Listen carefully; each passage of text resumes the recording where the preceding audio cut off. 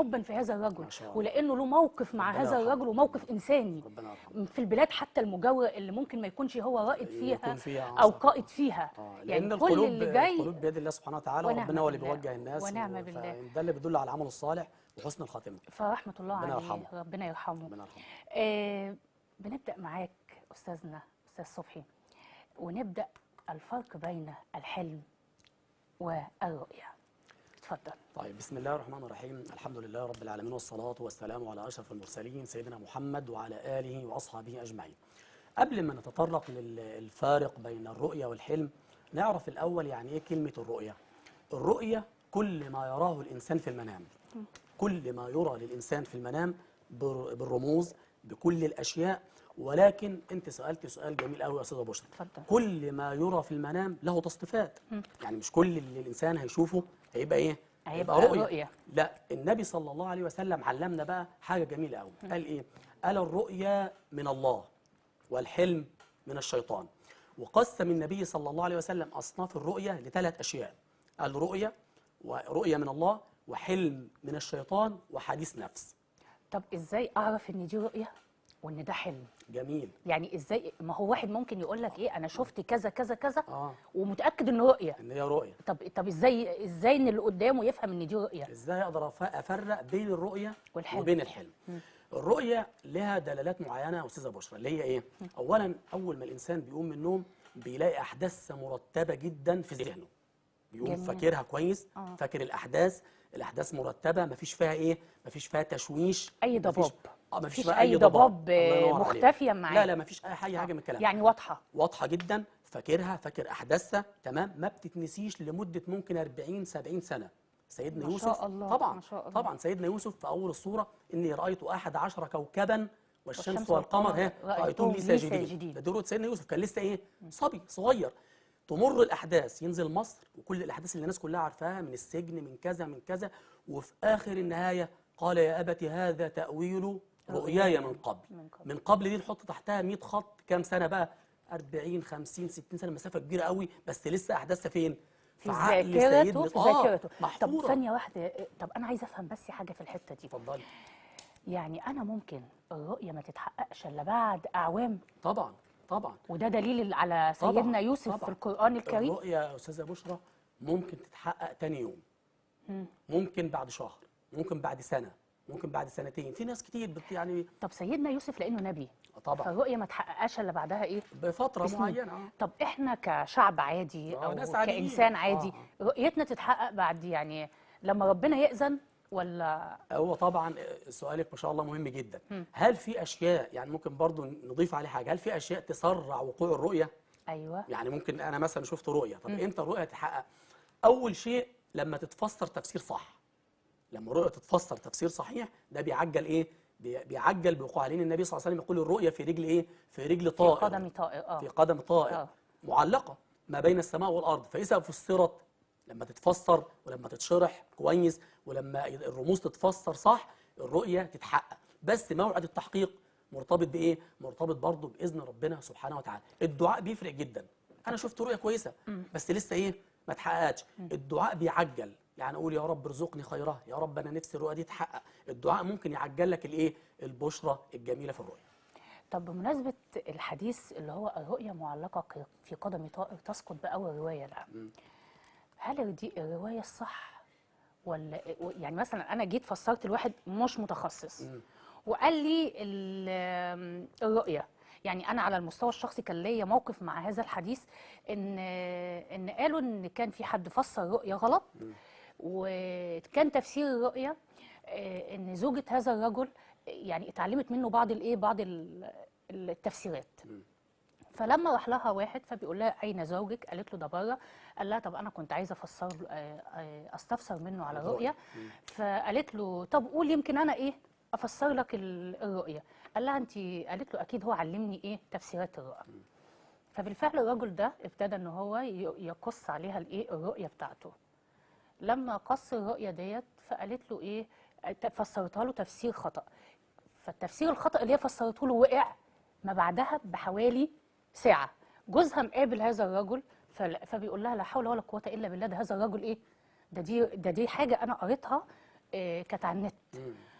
فبيقول لها ايه، لا حول ولا قوه الا بالله، ده هذا الرجل ايه وقع وحصل له كذا. قالت له ده كان عندي وانا فسرت له نفس التفسير. مم. يعني وقع يعني تفسيرها اللي هي وقع اتكلمت بنفس فيه. التفسير اللي هي ايه. فقالت له ده تصدق انا فسرته له كده. قال لها طب قولي لي رؤيته كانت ايه. فكانت رؤيه هذا الرجل تفسيرها ان هو هيبقى ملك البرين. يعني شوف، من ملك البرين لحاجه تانية حاجه خالص، سيئه جدا. لحاجه تانية ان هو وقع وحصل له ازمه، وازمه كبيره ايه، وازمه كبيره جدا. فهل تفسير الرؤيه ده، يعني انا ده اللي بستفسر فيه، هل فعلا تفسير الرؤيه لما تتفسر خطا تقع بنفس الخطا، ولا لو اتفسرت صح زي ما انت بتقول؟ لا طبعا، هو يعني ايه التفسير الرؤيه، يعني حديث النبي صلى الله عليه وسلم اللي حضرتك ذكرتيه، الرؤيه معلقه في رجل طائر. طائر. الرؤيه معلقه في رجل طائر، اذا فسرت اولت، يعني ايه؟ يعني وقعت. هنا يا جماعه في ناس كتير يمكن بتاع في الخطا ده بيقولوا ده اول تفسير بيتحقق حتى لو خطا. لا، الكلام ده مش مظبوط. التفسير الصحيح بس هو اللي يقع في الرؤيه، وكده كلام القران الكريم. اصدق كلام هو يعني كلام ده مين؟ من القرآن من فعلا. القرآن. يعني القرآن ده طبعا لأن الرؤية بتتحقق بأول رواية لها صح. صح، بس برواية حتى لو فسرت خطأ. حتى لو فسرت خطأ، ده كلام ربنا سبحانه وتعالى، وربنا ونعم بيقول ومن بالله أصدق ونعم من الله إيه؟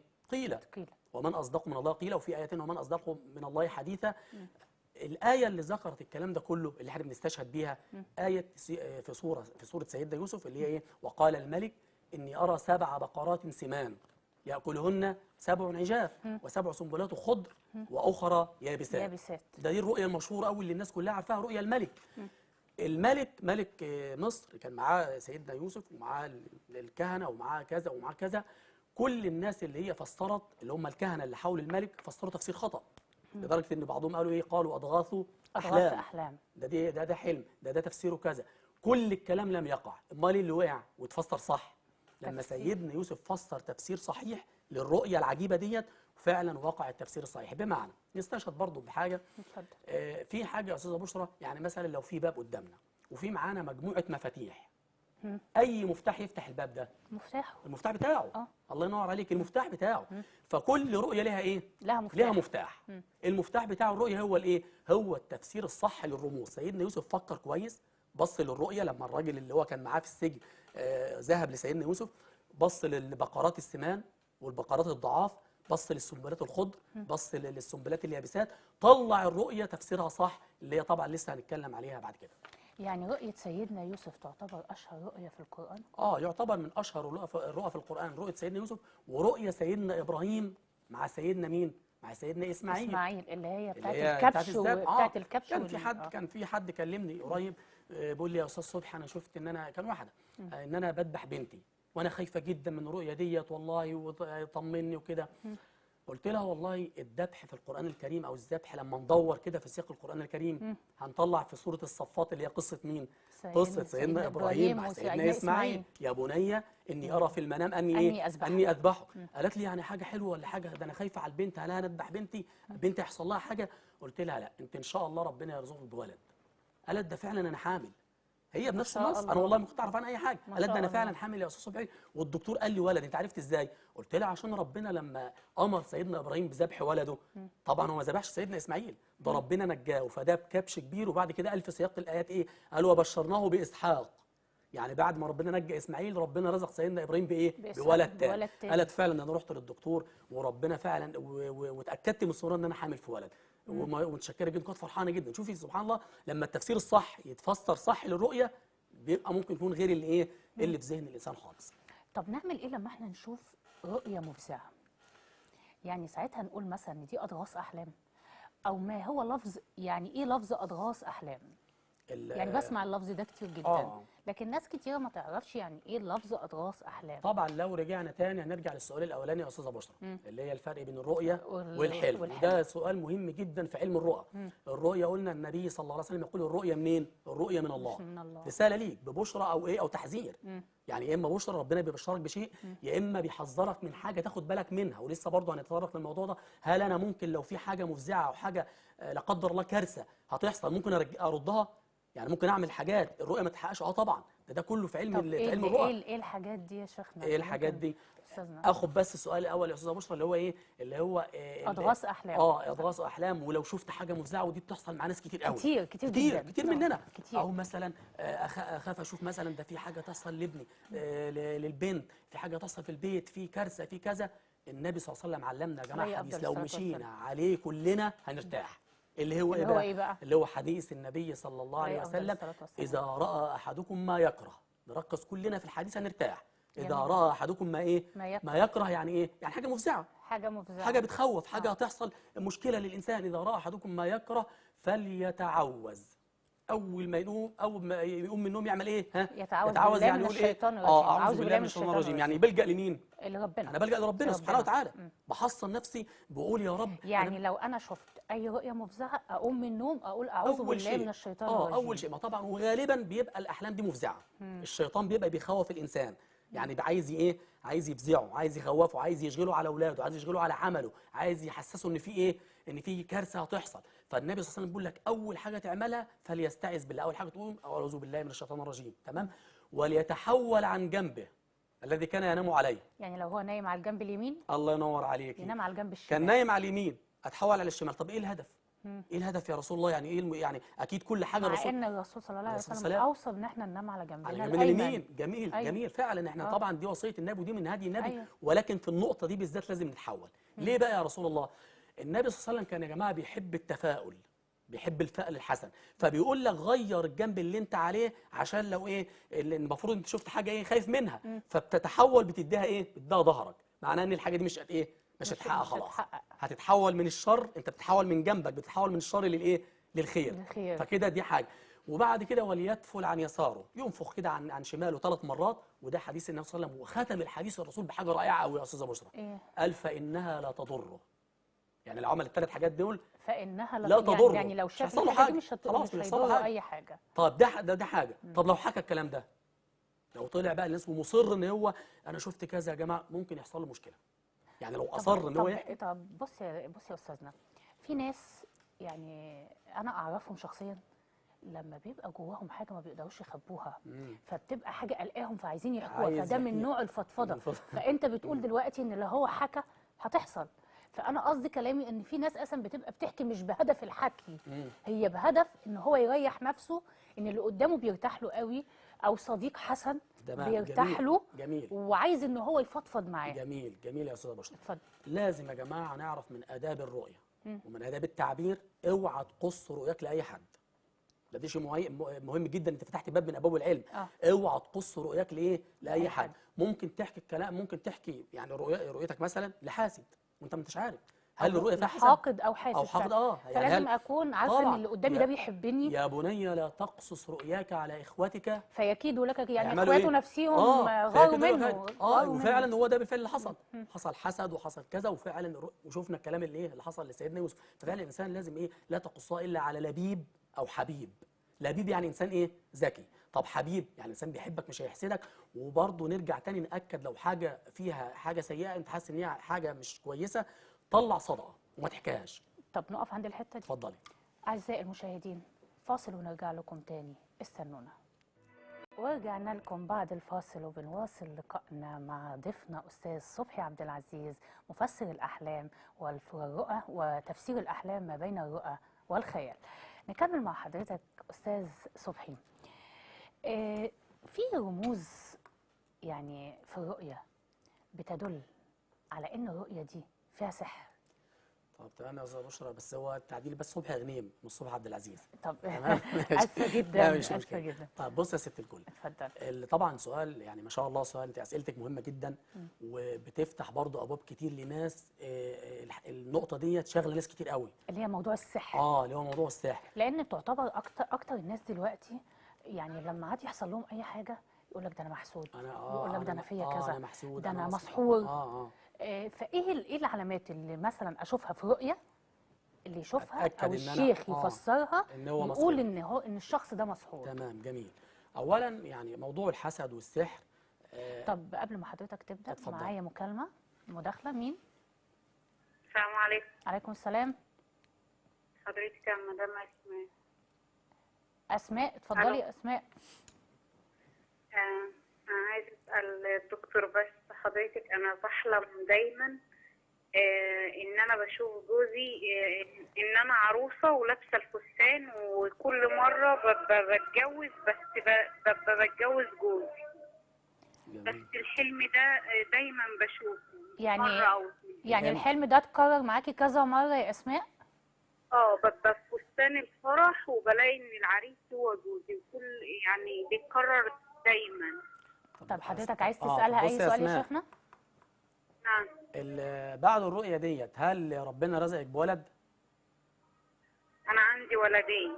طيب عامه الانسان يا جماعه غالبا طب شكرا يا اسماء، والاستاذ هيجاوبك، شيخنا هيجاوبك، اتفضل. طب بصوا يا جماعه، اتفضل. غالبا الانسان اللي بتشوف ان هي بتلبس فستان وبتتزوج زوجها مره تانية، غالبا انا توقعت كده، هي بتقول انا عندي ولدين، وغالبا ممكن يكون الرؤيه قبل ما ربنا يرزقها ايه، يرزقها بالولدين. بالولدين. غالبا بيبقى الانسان اللي بتشوف ان هي في فستان زفاف بتتزوج زوجها مره تانية ربنا يرزقها بولد، فربنا بعت لها الرمز زوجها هو العريس، يعني الايه، الولد هتفرح بيه كانها ايه، كانها تزوجت. وفعلا الرؤيه دي اتكررت معانا كتير وبتاع بنفس الايه، بنفس التفاصيل. ما شاء الله، ربنا يبارك.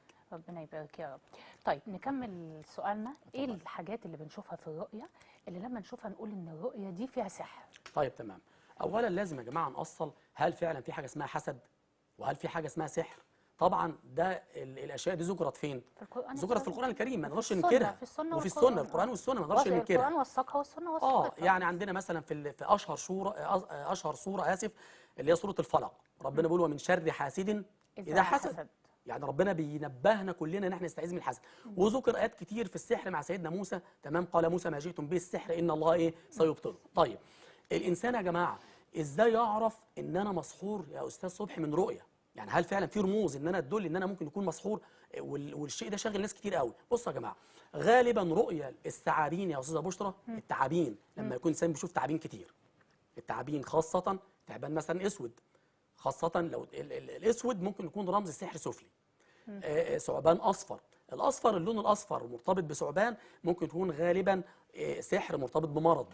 طبعا في سحر اسمه سحر المرض، سحر كذا، انواع كتير. طيب الثعبان تكراره في الرؤيا ربما يكون حسد او سحر، تمام. بشوف نفسي بمشي في المقابر كتير، يعني ما انا نايم بالليل بشوف نفسي ماشي فين، ماشي في مقابر. بشوف حيوانات مفترسه بتحاول تجري ورايا بتخوفني. يعني دي كلها رموز ممكن تدل بتدل على السحر، ان الانسان ده مسحور. ممكن يكون سحر. والحيوانات المفترسه دي عرض الجن، الخدم قدام السحر، بيحاولوا ايه، يخوفوه، تمام كده. بتشوف نفسها قاعده وفي بلل او ميه كتير في البيت وهي ملابسها مبلوله، البلل ده اسمه سحر تعطيل.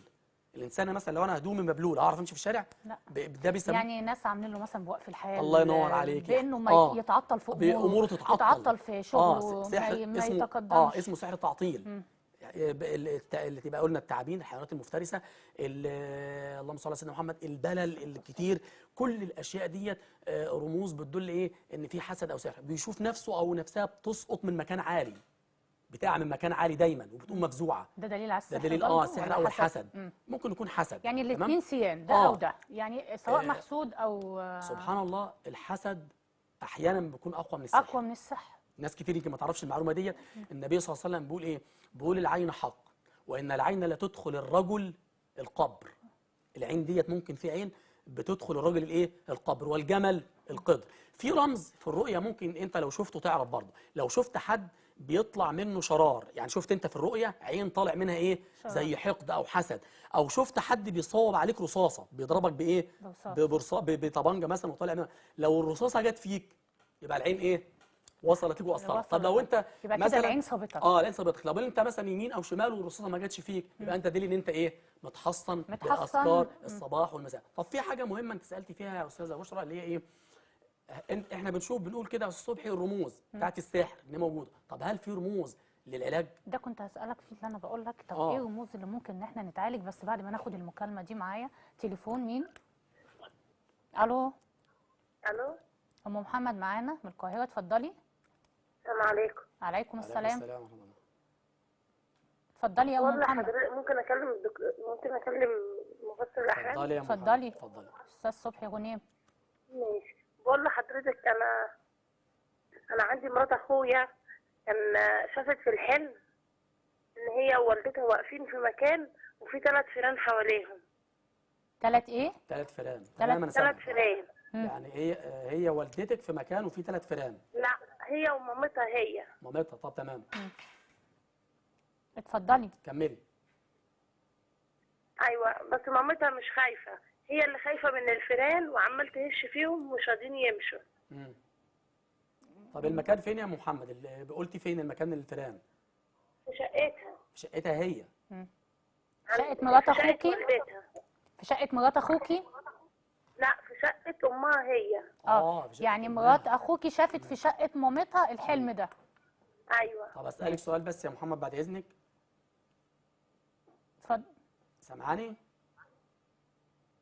ماشي، حاضر، اتفضل. هل هي تعبانه بشيء معين او والدتها بتمر بمشكله معينه ولا الامور تمام؟ لا، هي مش تعبانه. ها. لا، هي حامل. تمام، هي سامع. حامل وحاسه بتعب اليومين دول. طب معاها كام ولد او بنت ولا ده اول حمل؟ لا، لا، اول حمل. ده اول حمل ليها؟ ايوه. طيب تمام ماشي. طب شكرا يا ام محمد، واستاذ صبحي هيجاوب حضرتك. اتفضل. طيب بصوا يا جماعه، هو طبعا الفئران كنا لسه برضه هنتطرق للكلام ده، من الموضوع برضه الحسد والاسحار وكده. في 5 حيوانات النبي صلى الله عليه وسلم يا جماعه حذر منها وامر حتى بقتلها. منها الايه؟ منها الفأر والثعبان والغراب. فالفأر بيسموه من الفواسق. هي بتقول ان هي تعبانه. رمز الفأر في الرؤيه ممكن بيدل على تعبها، شويه التعب اللي هي عندها، وغالبا ممكن يكون محسوده. يعني غالبا طالما في فقر في الرؤيه يبقى ايه؟ يبقى ممكن يكون رساله ليها من ربنا سبحانه وتعالى ان هي ايه؟ ان هي ترقي نفسها. وغالبا افضل رقيه ليها بالايه؟ بالمعوذتين، قل اعوذ برب الفلق وقل اعوذ برب الناس. ان شاء الله هتلاقي الامور تمام باذن الله. سبحان الله، كل علاجنا برضه بنلاقيه في القرآن. طبعا وبنرجع للقرآن. طبعا. ونعم بالله ونعم بالله. طيب نكمل بقى سؤالنا اللي كان قبل المتصلة، اللي هو ايه الرموز اللي هي. طب قبل السؤال، الاتصالات شكلها كتير جدا. استاذنا معايا أمة الله، اتفضلي. الو أمة الله، أمة الله. طب من الواضح ان الخط فصل، يا ريت تحاولي الاتصال بينا مرة تانية. نكمل أستاذ صبحي غنيم. ايه الرموز اللي هي الشفاء تقدر تشفيني من السحر؟ طيب تمام. احنا قلنا الرموز اللي بتدل او بتاكد للانسان ان في مشكله. احنا مثلا اللي قلنا الثعابين، الحيوانات المفترسه، احنا شرحنا الرموز. شرحنا الحاجات دي. طب الشفاء بقى، لو انا شفت نفسي في الرؤيه بقتل تعبان، تم قتل ثعبان، يبقى كده شفيت. يبقى ان شاء الله كده ايه؟ يبقى بس في حاجه، هل انا قتلتهم مره واحده ولا قطعتهم؟ لسه هنشرح. طب اتفضل. يعني هل انا قتلت ما هو جميل. اصل الانسان المريض ده ممكن يكون ايه؟ شغال رقيه. فالشفاء ده هل ممكن في لحظه ولا ممكن يجي على مراحل؟ انا حتى لو رحت للطبيب في الواقع بيكتب لي يقول لي مثلا خد البرشام ده ايه 3 مرات، اللي ده بعد الاكل مش يعني ايه على مراحل. أيوة. فالشفاء كده ممكن الانسان لو شاف مثلا ثعبان وقطعه 3 قطع او 4 قطع او 10 قطع، فربنا بعت له رساله بيقول لك انت شفائك ايه؟ على مراحل. وانت أو شفائك عن قريب. عن قريب وانت ماشي صح. انت كده ماشي صح. بس طالما قتلت، طب لو ضربته مره واحده ومات، يبقى انت كده ايه؟ الموضوع خلاص انتهى. ده رمز. لو مثلا شفت ان انا بغير الملابس القديمه ولبست ملابس حلوه جديده وانت مسحور وبتعاني من حسد، يبقى ده دليل ايه؟ ده دليل ان شاء الله شفاء. وغالبا في ناس اللي هو الاسحار، الناس بتاخد يا جماعه اللي هو اثر يعني ايه؟ يعني حبه شعر، شويه شعر، حاجه من ملابس قديمه للانسان ويعملوا عليها الايه؟ العقد. عشان كده ربنا بيقول من شر النفاثات في الايه؟ في العقد. ده ربنا اللي بيحذرنا بيقول لنا خلي بالكم من حاجتكم. طبعا. مش اي حد اللي احنا نرمي الحاجه دي قدامه. لازم ناكد على الكلام ده جدا. مش اي الحد اللي يدخل بيتي يا استاذنا ويطلع على احوالي. أكيد طبعا. لازم يكون ليا خصوصيه لاي حد داخل. واحيانا يعني عايزه اقول لك ان بتبقى من الاهل كمان. يعني مش عايزين ان احنا نشكك في مواضيع العائلات ده، بس في ناس بتبقى اصلا حاقده على بعضها يا استاذه بشرى وغير سويه. طبعا انت قلت حاجه مهمه جدا. الموضوع ده ممكن بيقعد مع ناس فترات كبيره بال10 سنين ولا 20 سنه وبيتعبوا وبيأثر على حياتهم وبيعطل امورهم. اللهم احفظنا. اللهم احفظنا. طبعا. معايا ام عبد الله. الو. السلام عليكم. عليكم السلام. ام عبد الله. ايوه حضرتك. اتفضلي. هو ممكن بس اسال الاستاذ صبحي في حاجه؟ اتفضلي. اتفضلي يا ام عبد الله. بقول لحضرتك يا استاذ، انا كنت شفت في المنام ان جوزي كان بيخن مع واحد. تمام. ديت رؤيتها ايه، وشفتهم وشتمني وبهدلني في الحلم علشانها. مم. وبعدها اكتشفت ان هو كان بيكلم واحدة فعلا. بعد الرؤيه اللي انت شفتيها ديت اكتشفت فعلا الواقع. طب هسالك سؤال يا ام محمد، اتفضل. بعد ما اكتشفت الموضوع حصل مشاده بينكم وشتمك؟ اه حصلت مشادة وضربني فعلا بعدها في رمضان. طب تمام، طيب شكرا يا ام محمد. انا عايزه اقول لحضرتك حاجه يا شيخنا، اتفضلي. على حد علمي مم. وعلى حد دراستي ومعرفتي ان دايما في حاجات العقل الباطن هو اللي بيحدثنا بيها. فطبيعي عند اي ست، بص هي فاهمه ان جوزها لازم في مشكله بيخونها، وفاهمه ان جوزها بيكلم، وفاهمه وهو كده، فتحس ان انت ايه، في حاجات العقل الباطن بيبقى يحدثنا بيها أيوة، كلنا. لا بس فانا عايزه اقول لك ان دي ممكن تكون العقل في يا الباطن. استاذه بشرى كلامك صح، بس هنا في حاجه. مم. هنا الرؤيه اتحققت على طول. مم. هنا ديت رؤيه، ورؤيه يعني انا كنت لسه هوضح الموضوع ده يا جماعه. في رؤيه بتيجي برموز، وفي رؤيه بتيجي ايه، واضحه كفلق الصبح. يعني انا بقول يا شيخنا، وكلامك من كتر ما اني بفكر ممكن. في الشيء ده اسمه حديث بحلم نفس. فيه. ممكن حديث النفس. ممكن. فانا ده ممكن. على حسب دراستي. بس حديث النفس مش غالبا ما فيش حاجه مش لكن هتتحقق. بالنسبة لأن لأم بالنسبه محمد ده بقى، التفاصيل ده انا حتى سالتها في اخر المكالمه بقول لها ايه، طب حصل ولا ما حصلش؟ واتاذيتي؟ قالت ده حصل وشتمني. طب دي بالنسبه لها دي ايه؟ بالنسبه لها الرؤيه يعني زي ما انا بقول يا جماعه، الرؤيه فيه احيانا رموز وبتحتاج ان احنا نتدخل عشان نفسر. انما الرؤيه النوع الثاني اللي هي بتيجي ايه، واضحه جدا، انا هكسب 1000 جنيه، انا هيجي لي عربيه، بتيجي نفس الحاجه اللي انا شفتها. فهي رؤيه ام محمد واضح ان هي تقريبا اتحققت بنفس الايه، بنفس حتى بتقول انها اكتشفت ان في مشكله، وربنا طبعا يصلح حوالنا يا رب. طب انا عايزه اسالك في حاجه برضه يا شيخنا، يعني ايه بالنسبه ان انت بتقول ان في رموز بتدل على السحر في الرؤى والحاجات دي، واحنا اتكلمنا فيها دلوقتي، ما تعرضتش ان انت واحده بتيجي تقول لك ايه، يعني الناس البسطاء اللي قوي دول بيبقوا بيتعلقوا بمعنى اصح في قشيه، يعني ايه زي الغريق اللي متعلق في قشيه، تيجي لك واحده تقول لك طب عشان خاطري اشفيني، طب عشان خاطري، يعني انت فاهم الناس يعني البسيطه دي اللي أكيد ما تعرضتش لموقف كتير. زي ده؟ لا كتير طبعا، لان احنا بص يا استاذه بشرى، علم الرؤى يعني زي ما بقول لك له علاقه وثيقه جدا بالايه، بموضوع الحسد والسحر، فاكيد هنتعرض للكلام ده. انا بفسر مثلا رؤيه فاتضح ان فيها ايه، حسد او سحر، طب اعمل ايه يا استاذنا؟ يعني ايه الحل؟ طبعا الشفاء مفيش حد يا جماعه، الشفاء بيد مين؟ واذا مرضت فهو يشفين. الشفاء بيد اوعى ربنا في الأول وفي تعتقد، الآخر. اوعى تعتقد باي حد، طبعا هي اسباب. انا بقول لك روح للدكتور، ربنا بيقول دايما انا عند ظن عبدي عبدي بي ونعم بالله. ظنيت في طبعاً ربنا طبعاً الخير بلاقيه، طبعاً ظنيت في طبعاً ربنا طبعاً. وطبعا احنا يعني ظننا في الله دايما الخير. كان في حاجه سبحان الله يعني غريبه، كان حد كلمني برضه في جروب كده انا عامله تفسير رؤى، فبتقول لي يا استاذ صبحي ده انا شفت في رؤيه غريبه، يعني غالبا سبحان الله المسحور بيشوف حاجات علامات وممكن يعرف طريق سحره ومكانه، مكان السحر كمان. بتقول لي شفت قرد على شجره، غالبا القرد في الرؤيه له علاقه بالايه، بالاسحار. فبتقول لي وشفت ان هو بيديني ورقه يا استاذ صبحي، فانا رفضت الورقه، فاصر ان انا ايه، اخد منه الورقه.